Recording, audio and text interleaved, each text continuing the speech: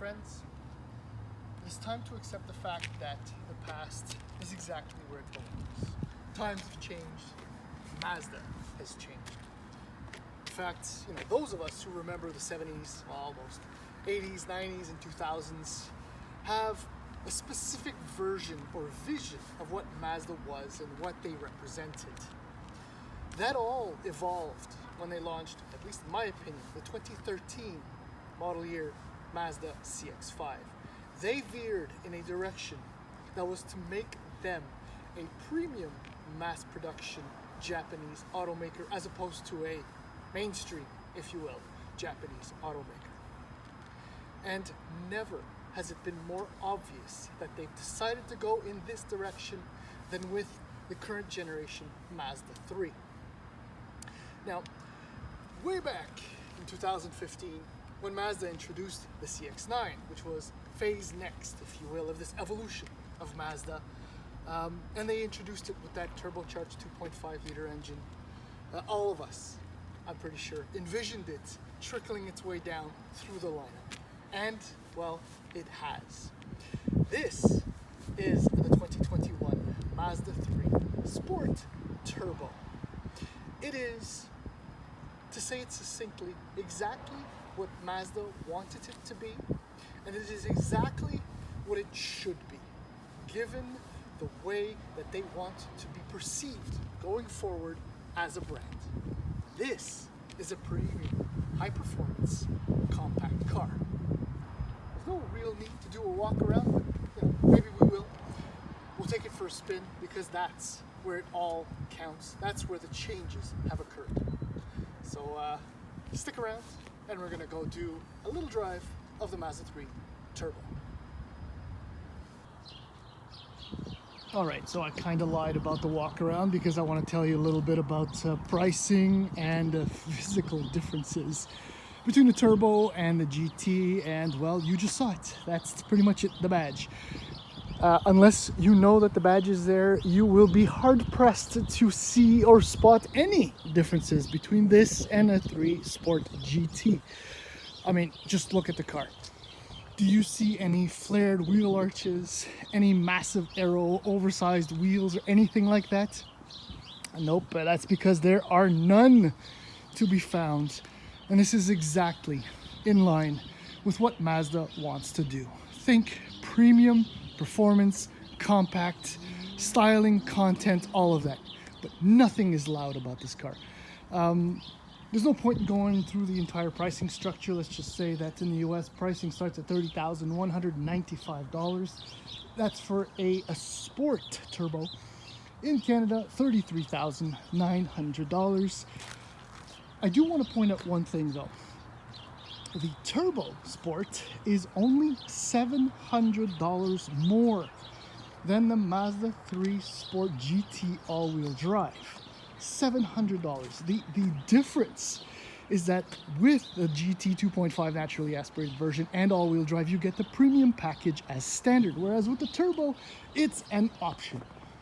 I mean, in my mind, this is just Mazda saying, guy, dude, woman, hello, just take the Turbo, you want it. And, well, you should. But my tester actually does have the premium package, which includes the heads-up display and this gloss black grille setup, which is quite attractive. So you're looking at $35,600 plus $200 for this wonderful, subdued, mysterious, and powerful polymetal black. Okay, maybe I'm exaggerating a little bit, but it's kind of the blue hue in the paint that is really, really speaking volumes to me. What a beautiful, beautiful car. And no, 19-inch wheels would not help anything visually. At least I don't think so. What do you get for that pricing? Like leather seats, navigation, you get the heads-up display with the premium package, Bose audio, and a bunch of other stuff. Now, the aspect of the walk-around that I won't do is, well, show you the trunk. But I will remind you that, yes, garnet red leather as part of my tester. That's my driving position, as always. Now, this is the shortcoming, or the one flaw, the real flaw with the Mazda 3 Sport is that it's very tight back here. And if your passenger moves the seat back, say, an inch, well, you have to be a pretty short adult to be comfortable in here. premium materials, fit and finish, top-notch stuff. The garnet red is gorgeous. Just start it up, say a few words about the interior. Lovely gauges. There's your screen right there, which is not touch sensitive. You have to work it through this dial. It actually happens to be quite intuitive to use. HVAC could not be simpler. Decent storage, fit, finish, visibility, everything is fabulous about that car. So, Matt, shut up and let's go for a little drive. Okay then, let's do that.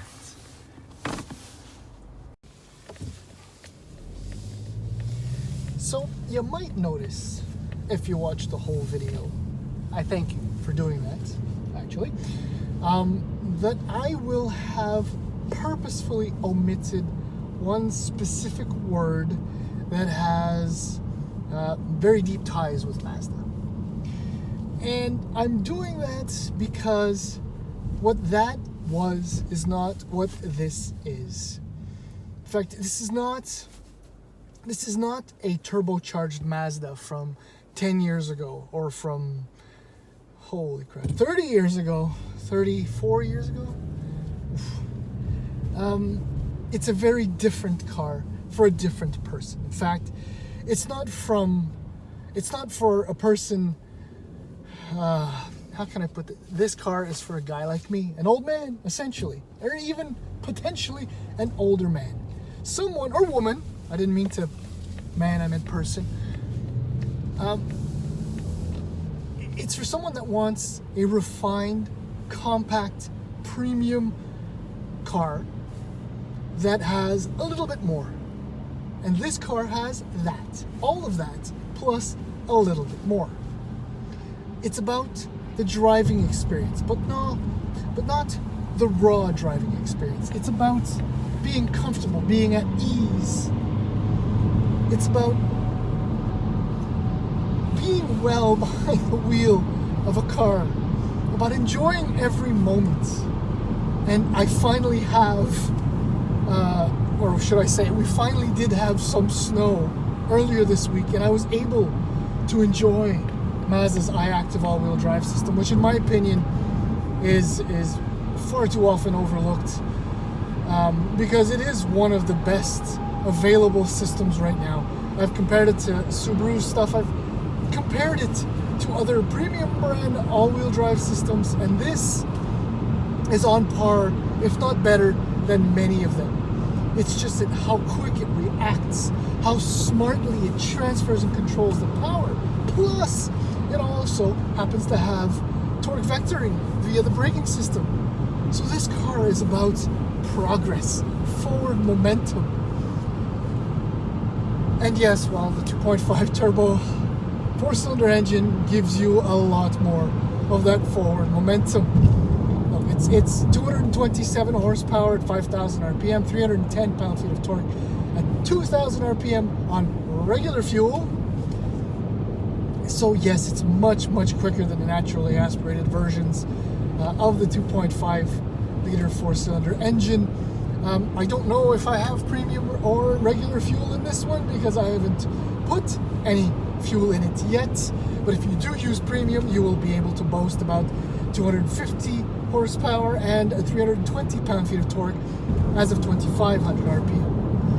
Now, just to give you an idea of what Mazda wants to do with this car, or who it's, or the marketing ideal behind it, in the very brief research I needed to do to get ready for this review, in fact, I needed one piece of information: the 0 to 60 or 0 to 100 kilometer an hour sprint time.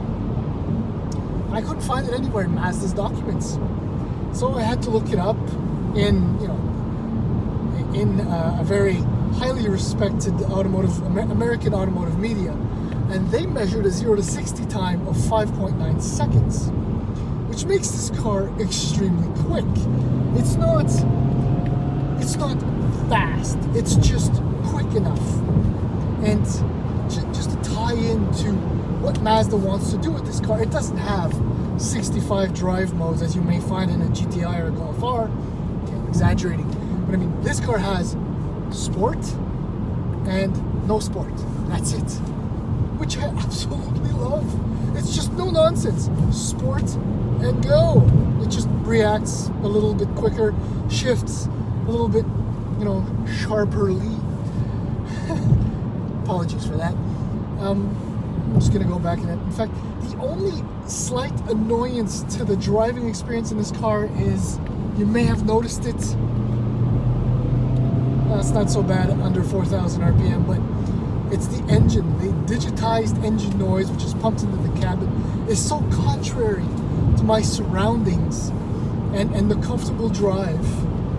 I think Mazda may have made a slight mistake there. It could be this loud in sport, but when the sport is off, then there should be no such noise. But otherwise, look, this platform, the damping, the chassis, everything is just so brilliantly tuned. It's comfortable, but it's sharp.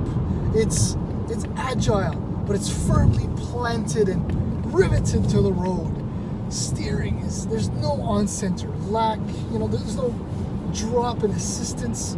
And about the chassis, it's got the same brakes and suspension setup as a regular GT, so it's a torsion beam suspension in the rear. It's got the same size discs all around. There's something just so incredibly smart about how Mazda has packaged this car and priced it, in my opinion.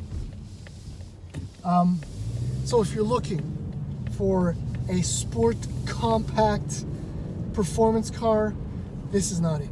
If you're looking for a premium, comfortable, poised, beautifully crafted, premium compact car that's sporty, this is the one. I mean, this is the car that can easily replace, say, an Audi A3. Dollar for dollar, you get more power, more equipment, and at least as much styling. That's what Mazda is trying to do. Not reinvent the past. They're leaving it where it belongs.